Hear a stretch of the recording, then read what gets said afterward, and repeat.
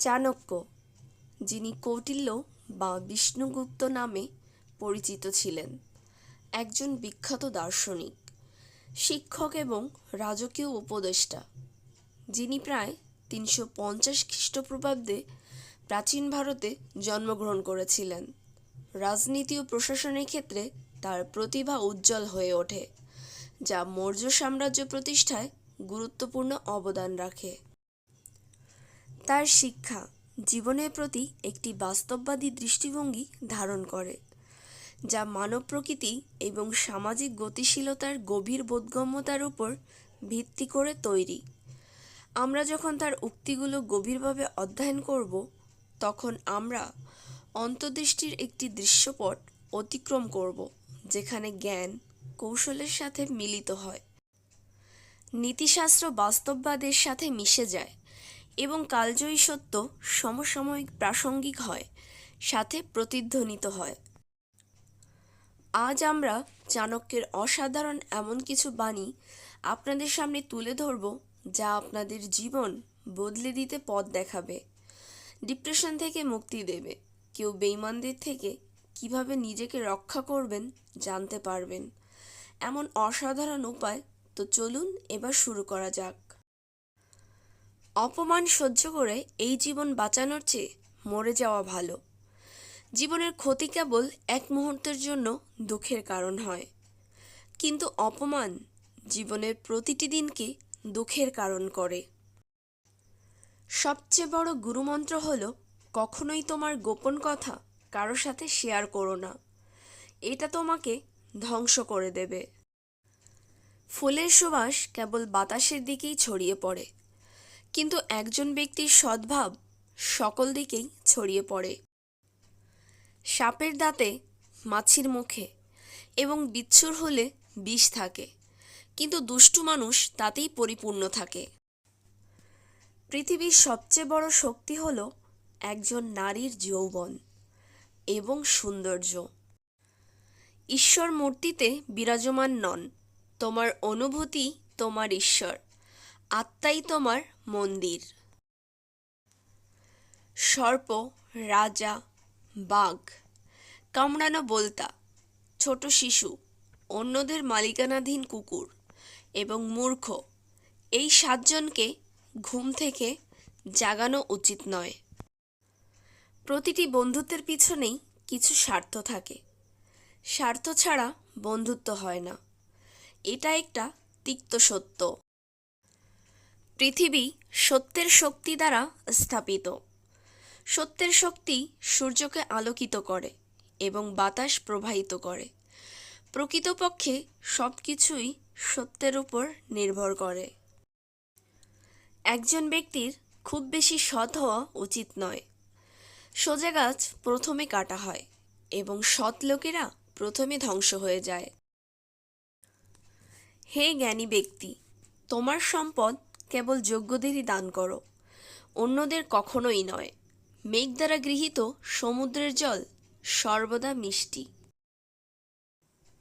সিংহের কাছ থেকে শেখা যায় এমন একটি চমৎকার জিনিস হলো, মানুষ যা কিছু করার ইচ্ছা করে তা যেন পূর্ণ হৃদয় এবং কঠোর পরিশ্রমের সাথে করে।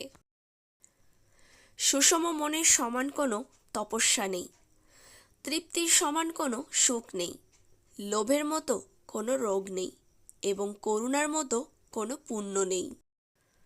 জ্ঞানী ব্যক্তির উচিত সারসের মতো তার ইন্দ্রিয়গুলিকে সংযত করা এবং তার স্থান, সময় এবং ক্ষমতা সম্পর্কে যথাযথ জ্ঞানের মাধ্যমে তার উদ্দেশ্য সাধন করা। যারা তোমার মর্যাদার চেয়ে উপরে বা নিচে, তাদের সাথে কখনো বন্ধুত্ব করো না। এই ধরনের বন্ধুত্ব তোমাকে কখনোই সুখ দেবে না। বেশ্যারা দরিদ্রদের সাথে থাকে না, নাগরিকরা কখনো দুর্বলদের সাথে থাকে না, এবং পাখিরা এমন গাছে বাসা বাঁধে না যেখানে ফল ধরে না।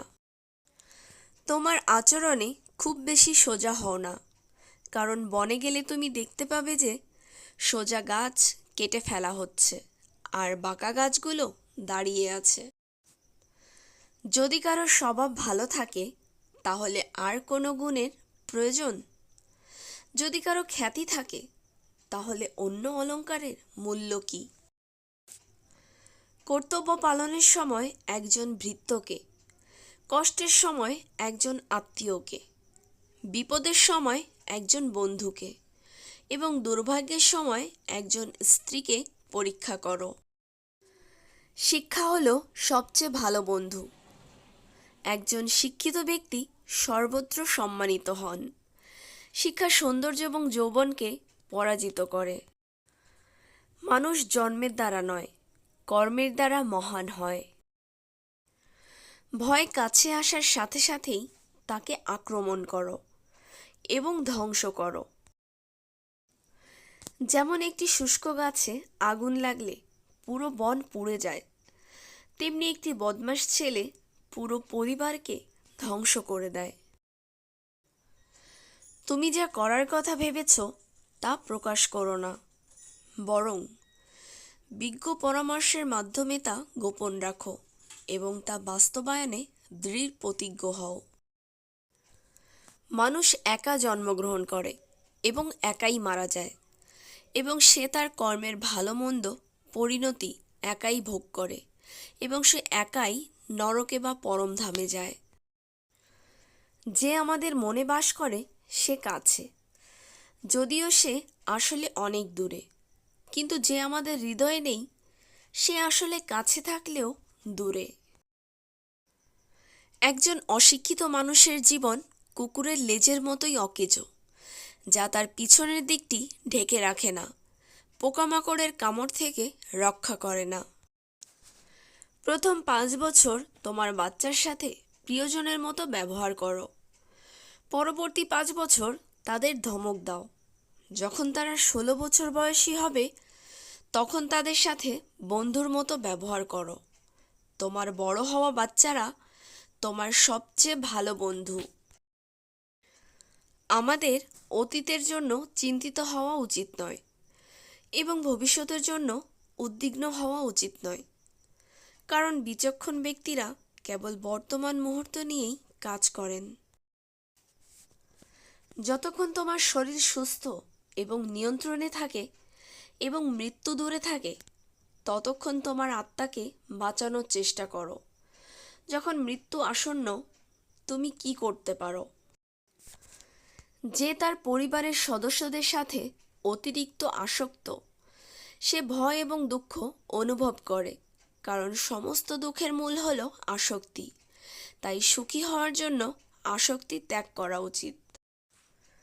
আধ্যাত্মিক প্রশান্তির অমৃত পানে তৃপ্ত ব্যক্তিরা যে সুখ ও শান্তি লাভ করে, তা লোভী ব্যক্তিরা অস্থিরভাবে এখানে সেখানে ঘোরাফেরা করলে অর্জন করে না।